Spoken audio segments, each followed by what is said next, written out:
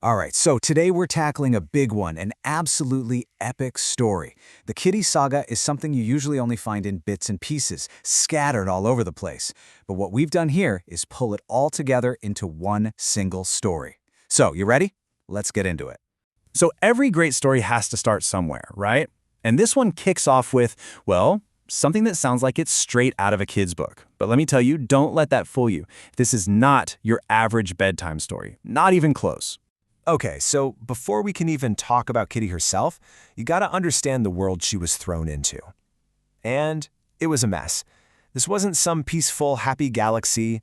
It was a universe that had been torn apart by this ancient, really bitter war. The story goes way, way back. You've got the Dojas, who show up in their rockets from their home planet, Dogtopia, and just unleash this massive war on the cats of Catopia. And the cats, well, they lost. They were defeated. The aftermath was crazy. The two planets were literally merged, forced into one shared world. I mean, they signed some kind of peace treaty, but it was, let's just say it was really fragile. Basically, it was peace on paper, but that's about it. And you can imagine the kind of tension that created, right? On one side, you have Catopia, home of the cats. Yeah, they had legal protections, but in reality, they were totally oppressed. And then right there, smashed together, is Dogtopia, where the dogs are just constantly looking for new ways to take advantage of the cats. It's this ticking time bomb of a planet just waiting for something to set it off. So that's the big picture, this whole planetary conflict. And right in the middle of all that, our story zooms way in, focusing on one single individual, the one who was destined to change everything. And here she is, Kitty. Now, according to the official story, she was born into a noble family, and she had this perfect, happy life for a solid 20 years. Sounds pretty good, right? A totally normal, privileged upbringing. But yeah, that's what they wanted everyone to think. Because the truth is, none of it was real. Her family, her happy memories, all of it, a total fabrication. For 20 years, her entire existence was a lie, played out inside a high-tech simulation built by her enemies. So you're probably asking, why? Why go to all that trouble? Well, it turns out she was kidnapped the day she was born. The Dojas had this secret project, an experiment to create the ultimate weapon. The problem for them was they picked the wrong cat. Or maybe the right cat, because they had no idea what they'd actually gotten their hands on. And this is where it just gets wild. Because while the Dojis are sitting back, watching their little experiment on their monitors, Kitty was running circles around them. At 5 years old, she's already training herself in secret inside their own simulation. She finds this incredible artifact, the Infinitus bow tie, which unlocks a whole new human state for her. And here's the kicker. She has a natural cloning ability. So she just deploys a clone of herself for the Dojas to watch, while the real Kitty is off leveling up, becoming this unbelievably powerful being, right under their noses.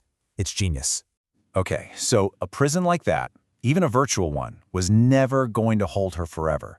The moment she fully understood what had been done to her, she didn't just break out. Oh no. She unleashed something that would literally change the entire universe.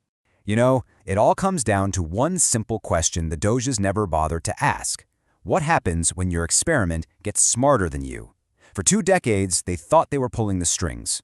Well, they were about to get a lesson in who the real master was. First order of business, revenge. That entire dog base, the lab where they'd kept her whole life, gone. Just completely obliterated, wiped off the map. But she was just getting started. Her next move was even bigger. She gets her hands on a death ray and does the unthinkable. She fires it at the planet itself and literally tears it in two. Catopia and Dogtopia, separated for good. And for the grand finale, she uses that cloning ability to create an entire army of herself. And what does this army do? They physically push the entire planet of Dogtopia into a black hole. I mean, just let that sink in. She didn't just defeat her enemies. She threw their entire world into a cosmic abyss. Game over. So, with the Dojis literally erased from existence, a new age dawns for the cats, an age of peace, led by the one who saved them all. And now we have Queen Kitty, and she's a pretty amazing ruler. She brings lasting peace, but she doesn't stop there. She's also an inventor, creating something called the Terra Crown, this awesome device that can change form and give her new powers. And, in a classic Kitty move, she keeps the source of her original power, that Infinitus bow tie, a total secret, hiding it right in plain sight. So clever. And for 100 years, everything's quiet. A whole century of peace.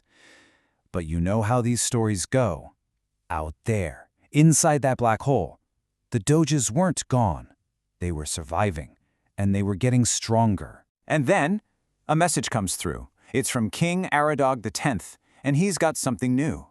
A wishing star. And he makes it pretty clear what he's going to wish for. Total, absolute revenge. So that's where the story hangs. This 100-year peace, it's about to be shattered, and it leaves us with this huge question. Can a vengeful king with a wishing star actually defeat the queen who literally threw a planet into a black hole? Or is this just setting the stage for the next chapter in her incredible legend? What do you think's going to happen next?